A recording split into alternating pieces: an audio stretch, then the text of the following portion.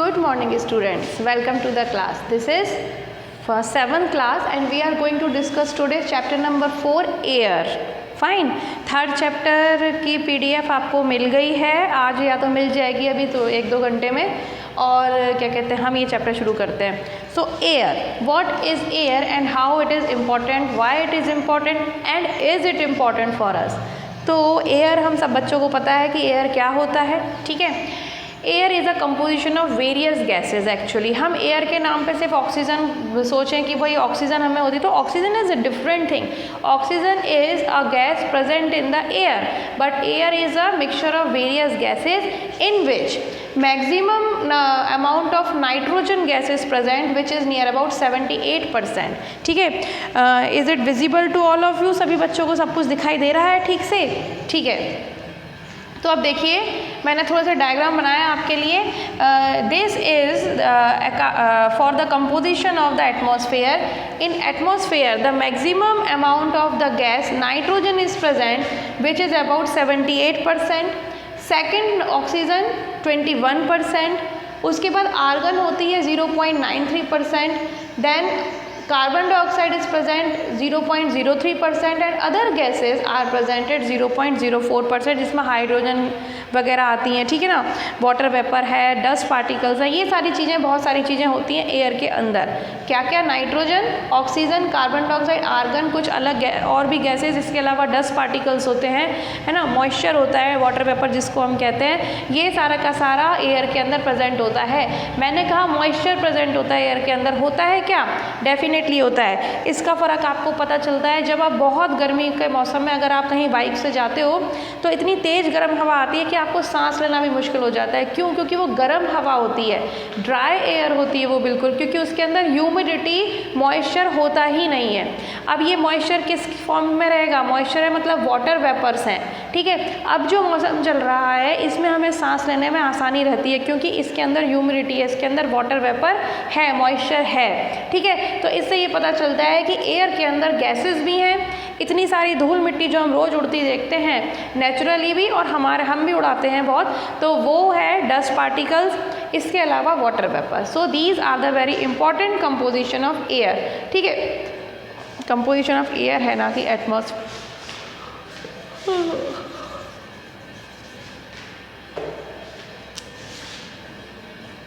ठीक है. अच्छा, इसके बाद अब ये ज़रूरी क्यों होता है? एटमॉस्फेयर या एयर की ज़रूरत हमें क्यों होती है? पहली बात, एटमॉस्फेयर जो होता है वो बहुत सारी लेयर से बनता है, ठीक है. ये अभी अपन पढ़ेंगे.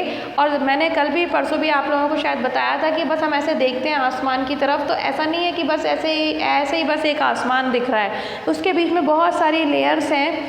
हर लेयर की अपनी अपनी प्रॉपर्टी है. हर लेयर में गैसेज अलग टाइप की हैं, टेम्परेचर अलग टाइप का है, उधर पर प्रेशर अलग टाइप का है, बहुत सारी चीज़ें डिफरेंट होती जाती हैं. आपको ऐसे तो कोई लेयर नहीं दिखाई देती, लेकिन जैसे जैसे आप ऊपर जाते जाओगे तैसे तब आपको अलग अलग फील होगा, अलग अलग आपके एक्सपीरियंस होंगे. कहीं आपको प्रेशर महसूस होगा, कहीं आपको सांस लेने में आसानी होगी, तो कहीं आपको सांस लेने में दिक्कत होने लग जाएगी, कहीं आपको गर्मी ज़्यादा लगने लग जाएगी. तो इतनी ऊपर तो खैर हम जाते ही नहीं हैं जनरली, लेकिन फिर भी अगर कोई जाकर अगर उसकी प्रॉपर्टीज़ फील करेगा तो उसको बहुत सारी चीज़ें डिफरेंट फील होंगी.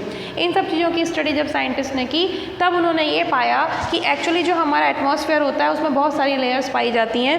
नियर अबाउट 5 लेयर्स जो अभी तक एक्सप्लेन की जा चुकी हैं. ट्रोपोस्फेयर, स्ट्रेटोस्फेयर, मीजोस्फेयर और आयनोस्फेयर, और ये होता है अपना एक्सोस्फेयर, ठीक है. तो ये सब मैं आपको पढ़ाती हूँ. अच्छा, इसके बाद एक और चीज़ होती है, इसमें मैं ये लिखना भूल गई, यहाँ पर थर्मोस्फेयर होता है ये, ठीक है. अच्छा, इसके बाद क्या होता है, एक और चीज़ इम्पॉर्टेंट है सोचने वाली, वो ये कि इस एटमॉस्फेयर की ज़रूरत क्या है. तो अर्थ के ऊपर जो सन रेज आती हैं वो मैं आपको बता दूं कि they are 3 different type of rays. 3 अलग अलग प्रकार की रेज होती हैं सनलाइट के अंदर. जो सनलाइट हमें महसूस होती है इतनी गर्मी वाली अच्छी और इतनी रोशनी देने वाली, वो इतनी भी अच्छी नहीं है, उसके अंदर भी कुछ प्रॉब्लम्स हैं, ठीक है, जो कि हमारे एटमॉस्फेयर में आकर बैलेंस हो जाती हैं.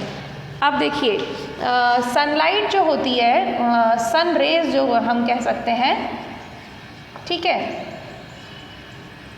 ये रहा आपका सन और ये रही आपकी अर्थ। अब इसमें जो रेज आती है ना, they are of 3 different types. इसमें पहले एक होती है अल्ट्रा वायलेट।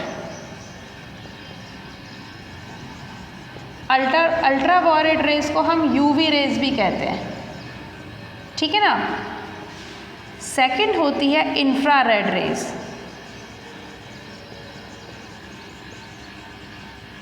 जिनको कि हम IR भी कहते हैं, ठीक है। और थर्ड होती है हमारी विजिबल लाइट।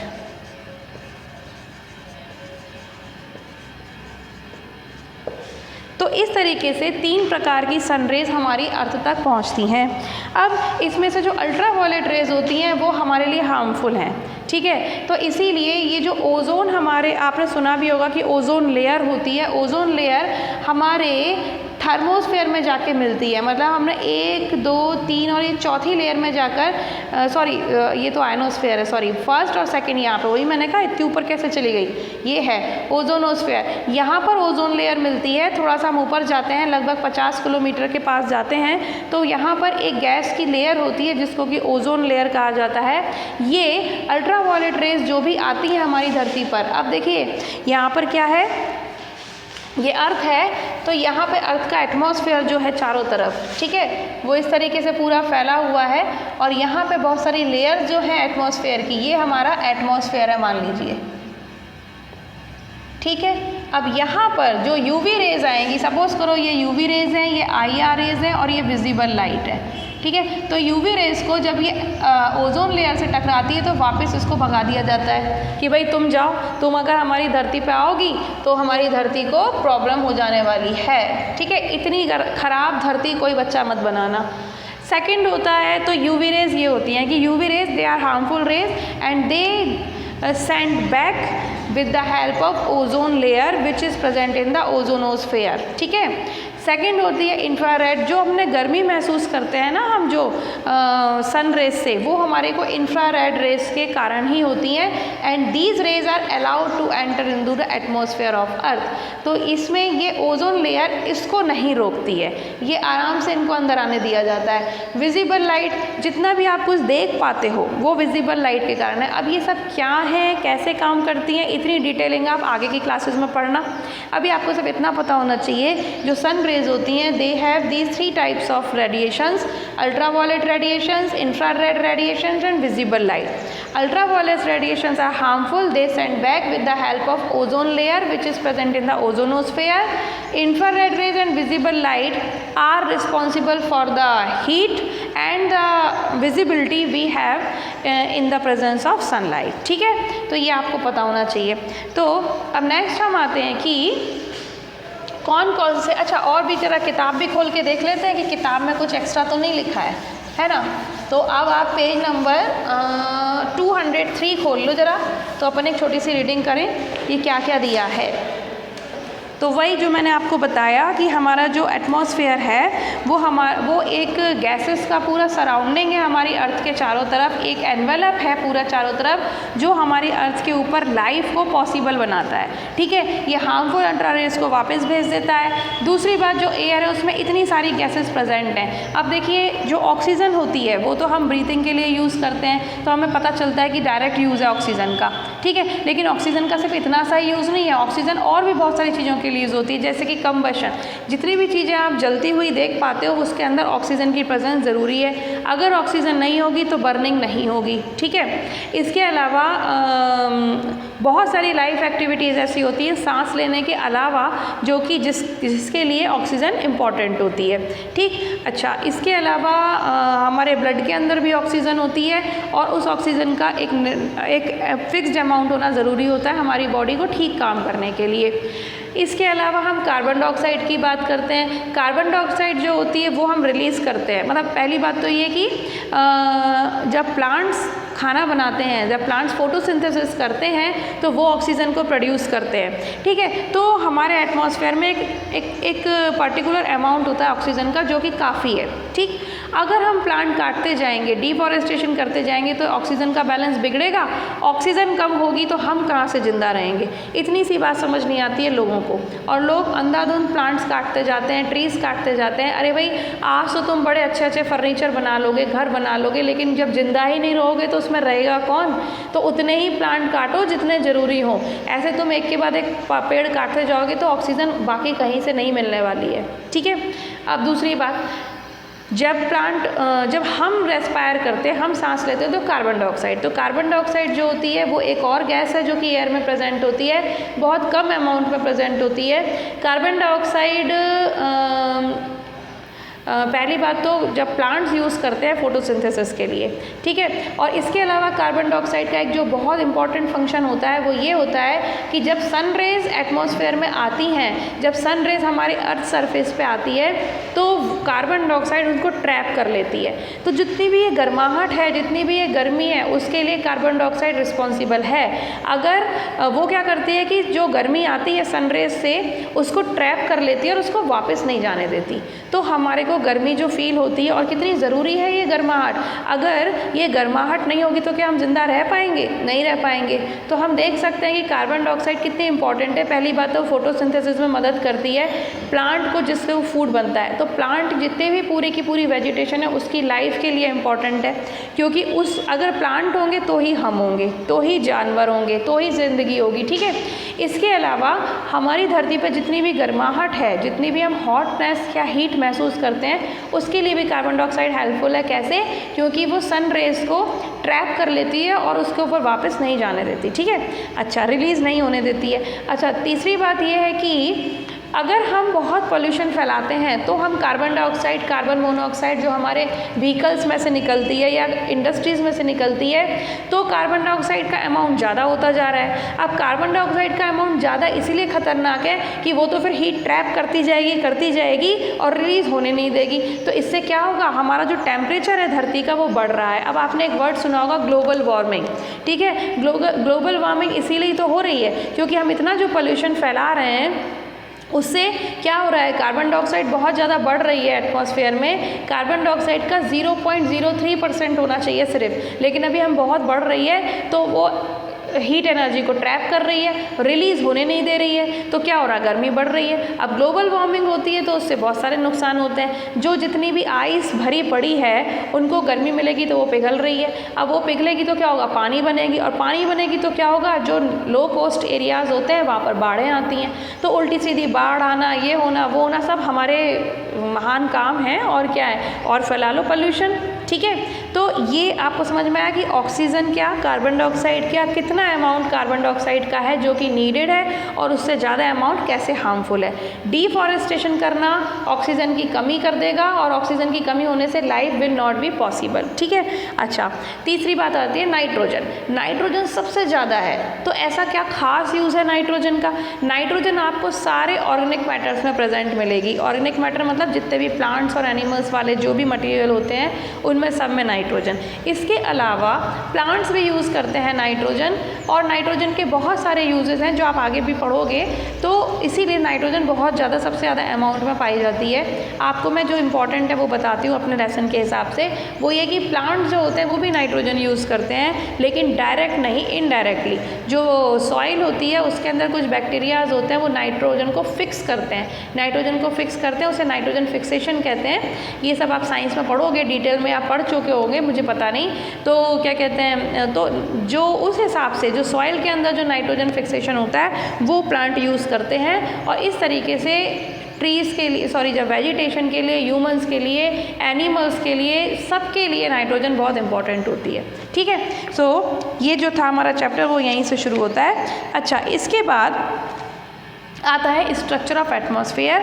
तो स्ट्रक्चर ऑफ एटमॉस्फेयर में एक बात ध्यान रखो, हमारा जो एटमॉस्फेयर है वो ऐसे कुछ लेयर्स से बना हुआ है, ठीक है। इसमें पहला ट्रोपोस्फेयर है, स्ट्रेटोस्फेयर है, मेसोस्फेयर, थर्मोस्फेयर, एक्सोस्फेयर, ये 5 लेयर्स अभी तक हमने फाइंड आउट की हैं, अभी हमने समझी हैं साइंटिस्ट ने। अच्छा, इसके अलावा इनकी जो लेंथ होती है या जो हम हाइट कह सकते हैं वो डिफरेंट होती है, ठीक है। अब आप एक बार बताओ, पोल्स के ऊपर ठंडक बहुत होती है। अगर हम ट्रोपोस्फेयर की बात करते हैं तो ये कह रहे हैं कि जो हमारा एटमॉस्फेयर है उसमें सबसे पहली जो लेयर हम मानते हैं वो ट्रोपोस्फेयर कहते हैं, ठीक है। अब इसमें जब हम पोल्स के ऊपर खड़े होंगे, पोल्स पे होती है ठंडक। अब आपको ये चीज़ पता है कि नहीं कि जो गैस होती है वो टेम्परेचर बढ़ने पर फैल जाती है, एक्सपेंड होती है, और टेम्परेचर कम होने पर वो कंप्रेस हो जाती है, वो क्या कहते हैं, कन्फाइंड हो जाती है, सिकुड़ जाती है। इसीलिए आपने देखा है कभी कभी जब हम साइकिल में, आप बच्चे साइकिल चलाते होंगे, साइकिल में आप फुल हवा भरवा लीजिए, धूप पड़ती है बहुत तेज़ गर्मियों में तो आपका टायर फट जाता है, ट्यूब फट जाता है, पंचर हो जाती है साइकिल। क्यों? क्योंकि वो फट जाता है। रीज़न, जो आपने गैस भरवाई थी वो गर्मी के कारण एक्सपेंड होने लग जाती है, वो फैलने लग जाती है और टायर फट जाता है। इसी तरह उतनी ही गैस, उतनी ही हवा आप सर्दियों में डलवाओगे तो टायर को कुछ नहीं होगा, क्योंकि ठंडक है, तो ठंडक में जो गैस होती है वो कंप्रेस हो जाती है, ठीक है, वो सिकुड़ जाती है। लेकिन गर्मियों में उतनी ही हवा डलवाई आपने तो वो फट जाएगा। इसीलिए कार हो, चाहे साइकिल हो, चाहे मोटरसाइकिल हो, गर्मियों में जब हवा डलवाते हैं हम टायर में तो वो कम डालता है, ताकि वो एक्सपेंड होगी तो आपका टायर फटेगा नहीं। और सर्दियों में उसी टायर में हवा ज़्यादा डाली जाती है। इसी तरीके से गैस सिलेंडर्स जो होते हैं, कुछ लोग गैस भरवाते हैं, उनको मालूम है, गैस भरने वाले जो लोग होते हैं उनको पता होता है कि गर्मी में अगर आपके सिलेंडर में 4 लीटर गैस आ सकती है तो वो 3.5 लीटर ही डालेगा, क्योंकि एक्सपांड हो गया और फट गया तब क्या करोगे। इस तरह ये चीज़ आपको ध्यान में रखनी है। तो हम पोल्स की बात कर रहे थे, तो जो पोल्स होते हैं, नॉर्थ पोल और साउथ पोल, हमने पढ़ा है कि वहाँ पे ठंडक होती है, ठीक है। तो वहाँ पर जो गैस होती है चारों तरफ एटमॉस्फेयर में वो कंप्रेस होती है। तो पहला जो ट्रोपोस्फेयर होता है उसकी लेंथ 8 किलोमीटर होती है। लेकिन जब हम अपने इक्वेटर के पास आते हैं, इक्वेटर पर सबसे ज़्यादा गर्मी होती है, तो वहाँ पर ये एक्सपेंड हो जाती है गैस, और ट्रोपोस्फेयर जो होता है वो 18 किलोमीटर तक होता है। उसकी जो हाइट होगी 18 किलोमीटर तक सिर्फ ट्रोपोस्फेयर ही ट्रोपोस्फेयर रहेगा, जबकि पोल्स के ऊपर 8 किलोमीटर तक ही ट्रोपोस्फेयर रहता है, ठीक है। अब ट्रोपोस्फेयर क्यों इम्पॉर्टेंट है? क्योंकि इसी एरिया में, ये जो ट्रोपोस्फेयर है, इसी एरिया में 99% गैसेस पाई जाती हैं हमारी एयर की, जो कि हमारी लाइफ के लिए ज़रूरी हैं। ऑक्सीजन ले लो, कार्बन डाइऑक्साइड ले लो, जो भी ले लो, सब यहाँ पर खूब मिलता है अच्छे से, ताकि हम अच्छे से जीवित रह सकें, ठीक है। इसके अलावा इट एक्सटेंड, ये तो हो गया, वाटर वेपर और डस्ट पार्टिकल भी यहीं मिलते हैं। तो जितना भी क्लाउड फॉर्मेशन होती है, रेन होती है हमारी, और फॉग होता है, ये सब का सब हमारे ट्रोपोस्फेयर में ही होता है, ठीक है। सेकंड आता है स्ट्रेटोस्फेयर। स्ट्रेटोस्फेयर जो होता है वो 50 किलोमीटर तक एक्सटेंड होता है। The temperature remain constant up to a height of 20 kilometre and above. तो जो 50 किलोमीटर तक एक्सटेंड होता है, स्टार्टिंग का 20 किलोमीटर जो होता है उसके ऊपर फिर टेम्परेचर कांस्टेंट होने लग जाता है, टेम्परेचर नहीं बढ़ता है। अपर लिमिट ऑफ स्ट्रेटोस्फेयर जो होती है वो स्ट्रेटोपॉज। अच्छा, एक और चीज़ मैं आपको बता देती हूँ कि जब हम इन लेयर्स की बात करते हैं तो हम देखेंगे कि हर लेयर का टेम्परेचर, प्रेशर, ये डिफरेंट होता है, ठीक है।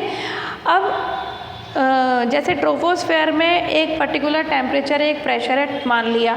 स्ट्रेटोस्फेयर की हम बात करते हैं तो इसमें क्या होता है ना कि एक जगह ऐसी आती है जहाँ इनकी फीचर्स जो होते हैं वो बिल्कुल बदल जाते हैं, बिल्कुल डिफरेंट हो जाते हैं, तो उस पर्टिकुलर जगह को पॉज कहते हैं, ठीक है। मान लीजिए कि 20 किलोमीटर तक टेम्परेचर अलग है और 20 किलोमीटर के बाद टेम्परेचर अलग से बिल्कुल डिफरेंट हो गया, प्रेशर बिल्कुल डिफरेंट हो गया। तो कुछ पर्टिकुलर जहाँ पर बहुत एक्सट्रीम चेंज होता है ये, उसको हम पॉज कहते हैं, ठीक है। तो ये क्या कह रहे हैं, देखो, it lies above the troposphere and extend up to 50 kilometre. ये ट्रोपोस्फेयर के जस्ट ऊपर होता है स्ट्रेटोस्फेयर, और 50 किलोमीटर तक इसकी हाइट होती है, यहाँ से यहाँ तक, ठीक है।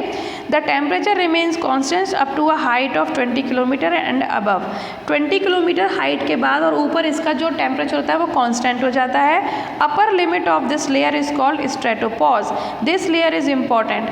अब जो इसकी अपर लेयर होती है 20 किलोमीटर के बाद जो अपर लेयर होती है स्ट्रेटोस्फेयर की, उसको हम स्ट्रेटोपॉज कहते हैं, ठीक है। यानी कि यहाँ पर जो टेम्परेचर और प्रेशर है वो अचानक से डिफरेंट होता होगा, ठीक। अब यहाँ पर ओजोन गैस पाई जाती है, ठीक है। अब देखो हो गई ना चेंज, नीचे की लेयर में ओजोन गैस नहीं है, ऊपर की लिमिट में ओजोन गैस है। और ओजोन गैस जो होती है वो हमें किससे, यूवी रेज जो होती हैं, अल्ट्रावायलेट हार्मफुल रेडिएशंस जो होते हैं सन के, उससे बचाती है। तो यहाँ जब सन की रोशनी यहाँ तक आती है ओजोन लेयर तक, या ओजोनोस्फेयर कहते हैं इसको, उसके बाद वो वापस चली जाती हैं, हमारी अर्थ तक नहीं पहुँचती हैं, सरफेस तक नहीं पहुँचती हैं। तो ये जो पार्ट होता है हम इसे ओजोनोस्फेयर कहते हैं, स्ट्रेटोस्फेयर के अंदर ये पार्ट होता है, ठीक है। यहाँ पर this layer is also free from clouds. अब ये जो लेयर होती है हमारी, ये इसके अंदर कोई क्लाउड्स नहीं होते। अब क्लाउड्स नहीं होंगे तो बिजली भी नहीं चमकेगी, बारिश भी नहीं होगी, तो ये हवाई जहाज उड़ाने के लिए सबसे अच्छी जगह होती है। तो हमारे जो एयरप्लेन्स उड़ते हैं, एविएशन जो मैंने लिखा है, एविएशन का मतलब होता है एरोप्लेन वगैरह उड़ते हैं, वो इस लेयर में उड़ते हैं और सबसे स्मूथली अपना काम कर पाते हैं। नेक्स्ट आता है मीजोस्फेयर। मीजोस्फेयर क्या होता है भाई? मीजोस्फेयर का मैं लिखना भूल गई यहाँ पे, ये आता है 80 किलोमीटर तक, ठीक है। इसकी हाइट 80 किलोमीटर तक होती है। इसमें क्या होता है, स्ट्रेटोस्फेयर के जस्ट ऊपर होता है, ये कोल्डेस्ट लेयर होती है, ये सबसे ज़्यादा ठंडी लेयर होती है। अपर लिमिट जो होती है मीजोस्फेयर की, उसे हम मीजोपॉज कहते हैं। फिर यहाँ पर टेम्परेचर, प्रेशर और बाकी कंडीशंस चेंज होती हैं। Mesosphere has the highest clouds that shine in the night. Mesopause जो होता है मीजोस्फेयर के अंदर, और मीजोस्फेयर में जो होता है ना, उसमें रात को चमकने वाले क्लाउड सबसे ज़्यादा होते हैं, जो कि कॉस्मिक डस्ट से बने होते हैं, ठीक है। अब मीटियोराइट्स वगैरह जो होते हैं, मीटियोराइट्स और मीटियोर्स आपको मैंने बताया था पहले या नहीं पता नहीं, लेकिन मीटियोर्स और मीटियोराइट्स क्या होता है, ये ऐसे हेवनली बॉडीज़ होती हैं जो कि फायर बॉल्स हम कह सकते हैं इनको, बड़े बड़े फायर बॉल्स होते हैं, रॉक्स के पीसेस हो सकते हैं, है ना। तो ये जब अर्थ एटमॉस्फेयर में आते हैं तो ये जल के भस्म हो जाते हैं। क्यों? क्योंकि हमारे एटमॉस्फेयर में डस्ट पार्टिकल्स वगैरह इतने ज़्यादा होते हैं, गैसेस होती हैं, तो उन पे फ्रिक्शन होता है, वो उनमें आग लग जाती है, बर्न अप होके वो गैस बन के वहीं के वहीं वेपोराइज हो जाते हैं, अर्थ सरफेस तक नहीं आ पाते। लेकिन कुछ हेवनली बॉडीज़ ऐसे होते हैं, कुछ रॉक पार्टिकल्स बहुत बड़े होते हैं जो कि पूरी तरीके से बर्न अप नहीं हो पाते और इन सारी लेयर्स को पार करते हुए अर्थ पर पहुंच जाते हैं, और फिर वहाँ पे वो थोड़ा सा नुकसान करते हैं। जैसे कि कोई बहुत बड़ा सा गड्ढा हो जाता है, कारें वारें रखी होती हैं, वो भी जल सकती हैं, because they ultimately they are fire balls, ठीक है। तो इस तरीके से होता है। तो हम ये पढ़ रहे हैं कि मीटियोराइट्स वगैरह जो होते हैं वो यहीं पर बर्न अप हो जाते हैं, ठीक है, मीजोस्फेयर वाली लेयर में। Most of the meteorites from the space turn into the dust before reaching the earth surface. क्योंकि बहुत सारे जो मीटियोराइट्स होते हैं वो बहुत कम ही होते हैं जो अर्थ सरफेस पर पहुंचते हैं, जो बीच में बर्न अप हो जाते हैं उनको मीटियोर्स कहते हैं, ठीक है। वो छोटे मोटे होते हैं, और जो बड़े बड़े होते हैं जो बर्न अप नहीं होते वो मीटियोराइट्स कहलाते हैं। फिर आता है थर्मोस्फेयर। थर्मोस्फेयर की जो वो होती है, ये जो डिस्टेंस होती है वो 80 किलोमीटर के बाद 450 से 500 किलोमीटर तक कह सकते हैं। ये इसमें चार्ज आयंस पाए जाते हैं, इसको हम आयनोस्फेयर कहते हैं। इसमें एक्चुअली चार्ज आयंस पाए जाते हैं। अभी आप मत समझो कि आयंस क्या होते हैं, बस अभी आप ये समझ लो कि there charge ions are present, ठीक है। ये भी आप नेक्स्ट ईयर पढ़ोगे शायद 9th क्लास में, 9th में नहीं, आप तो अभी 7th में हो, तो आप 1-2 साल में पढ़ोगे इसको, ठीक है। आयनोस्फेयर कहते हैं रेडियो वेव्स। अब जितनी भी सैटेलाइट होती हैं वो सब यहीं काम करती हैं। अभी आप सिर्फ इतना समझ लो, ठीक है।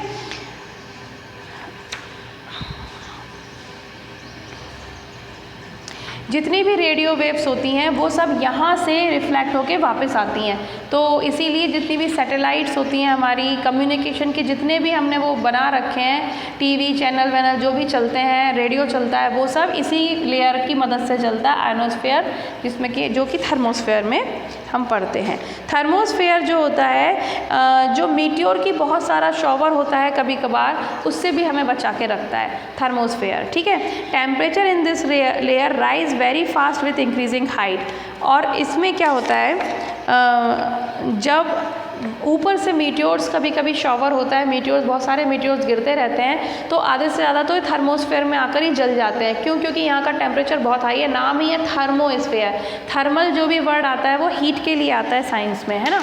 तो थर्मोस्फेयर में क्या होता है, यहाँ का टेम्परेचर काफ़ी अच्छा खासा हाई होता है, तो जितने भी मीटियोर्स आते हैं वो मैक्सिमम इधर ही जल जला के ख़त्म हो जाते हैं, नीचे तक तो आ नहीं पाते। अच्छा, इसके अलावा जैसे ही हम इससे ऊपर बढ़ते हैं तो टेम्परेचर बहुत तेज़ी से बढ़ता है, ठीक है। और हम क्या पढ़ रहे थे, फिर होता है हमारा एग्जॉस्फेयर। एग्जॉस्फेयर जो होता है वो अभी तक की सबसे अपर लेयर होती है, और इसकी जो वो होती है 1000 से 1600 किलोमीटर और ऊपर, उसकी कोई लिमिट नहीं होती है, ठीक है।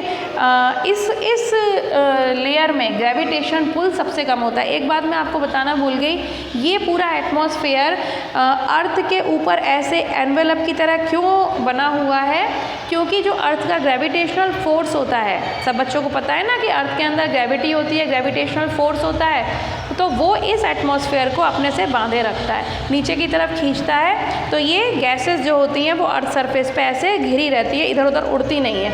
एग्जोस्फेयर में वो ग्रेविटेशन पुल होता है, ये एग्जोस्फेयर तक पहुँचते पहुँचते काफ़ी कम हो जाता है। तभी आपको पता है ना, स्पेस में कोई ग्रेविटेशन फोर्स नहीं लगता, वहाँ पे सब ऐसे उड़ती रहती हैं चीज़ें, तो इधर तक पहुँचते पहुँचते वो ग्रेविटेशन पुल काफ़ी कम हो चुका होता है, ठीक है। Gravitation pull is minimum in this layer. Light gases like hydrogen and helium float into the space from this layer. अब इस लेयर से हाइड्रोजन, हीलियम, जो भी हमारी गैसेस हैं, जो कि बहुत हल्की गैसेस मानी जाती हैं। अब आप बोलोगे मैडम गैसेस भी हल्की और भारी होती हैं, बिल्कुल होती हैं, ये सब आप 9th क्लास में जाके पढ़ते हो। तो ये जो लाइट गैसेस होती हैं जैसे कि हाइड्रोजन, हीलियम, वो यहाँ से उनके ऊपर ग्रेविटेशन पुल लगना ख़त्म हो जाता है और वो यहाँ से स्पेस में फ्लोट करती रहती हैं, ठीक है। So these are the various layers of the exosphere. अब आपको पता है ना ग्रेविटेशन क्या होता है, कोई भी चीज़ वापस आके धरती पे क्यों गिरती है। आप बॉल उछालते हो वापस धरती पे गिरती है, खुद उछलते हो फिर भी धरती पे गिर जाते हो, उड़ नहीं सकते। तो वो इसीलिए क्योंकि धरती के सेंटर में एक ग्रेविटेशनल पुल होता है। ये सब आप फिजिक्स में पढ़ोगे जब आप ग्रेविटेशन पढ़ोगे, ठीक है। तो इतने पार्ट को आप रीड कर लेना एक बारी, बहुत ज़्यादा टफ नहीं है, रीडिंग करके आपको चीज़ें और क्लियर हो जाएंगी, है ना। तो we will meet tomorrow with the continuity of this chapter. कल मैं आपको आगे पढ़ाऊँगी, most probably this chapter will be finished, ठीक है। So have a very great day and take care of yourself, bye bye.